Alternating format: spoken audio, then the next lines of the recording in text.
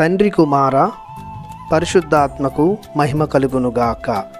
ఈనాటి జీవవాక్యం. ఈ లోకమున నేను ప్రభు మంచితనమును చూడగలుగుదునని నా నమ్మకము. కీర్తన 27 వచనము 13. ప్రియ దేవుని బిడలారా, ప్రభువైన తండ్రి దేవుని నుండి, రక్షకుడైన క్రీస్తు ప్రభుని నుండి సకల ఆశీర్వాదము మీకు లభించునుగాక. కీర్తనాకారుడు ఈ దివ్య వచనం ద్వారా ప్రభుని మంచితనమును పొగుడుతున్నాడు. తన భక్తులపై ఆయన మంచితనము ఎల్లప్పుడూ ఉండునని వివరిస్తున్నాడు.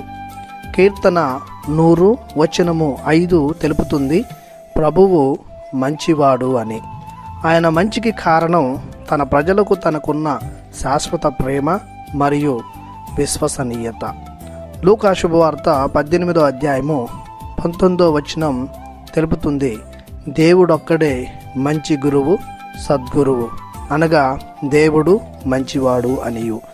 కీర్తన 34 వచనం 8 చెబుతుంది, పరిశీలించి చూడుడు, ప్రభువు ఎంత మంచివాడో మీకే తెలియనని. మన ప్రభువు మంచివాడు కావున ఆయన ఎడల విశ్వాసం ఉంచాలి, ఆయనను ప్రేమించాలి. ఈ లోకమున జీవించినంతకాలం మనం ఆయన మంచితనమును ఆస్వాదించుదము.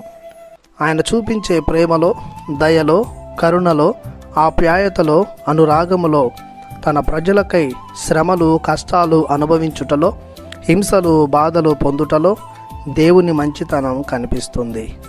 ఆయన శిలువపై మరణించి పునరుత్థానం పొంది మానవాళికి క్షమాపణను వసుగుటలో, రక్షణను అనుగ్రహించుటలో క్రీస్తు ప్రభుని మంచి గుణం వ్యక్తమవుతూ ఉంది.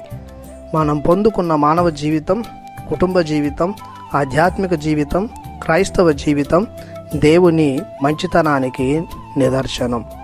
మనం అనుభవించే ఆయుష్షు, ఆరోగ్యం, ఆనందం, ఐశ్వర్యం, అంతస్తు దేవుడు మంచితనంతో ఇచ్చిన అనుగ్రహాలు. కావున మంచివాడైన దేవుణ్ణి ఆదర్శంగా తీసుకొని మనం కూడా మన జీవితంలో మంచిని చేస్తూ ఎల్లప్పుడూ జీవించుదాం. అంతేకాక దేవుని ఎడల అపార నమ్మకం కలిగి ఆరాధనలతో, స్తోత్రములతో పొగుడుదాం. ప్రార్థించుదాము. కృపతో నిండిన మా ప్రభువా, మీ దయను బట్టి మీకు వందనాలు, స్తుతులు, స్తోత్రములు. మాకు మీ అపార ప్రేమను, కరుణను ఎల్లప్పుడూ దయచేస్తున్నారు. మీ మంచితనానికి మీకు వేలాది వందనములు, స్తుతులు, స్తోత్రములు చెల్లిస్తూ మమ్ము సదా దీవించమని బ్రతిమాలి ప్రార్థిస్తున్నాము తండ్రి. ఆమెన్. దేవుడు మిమ్ము దీవించునుగాక. ఆమెన్.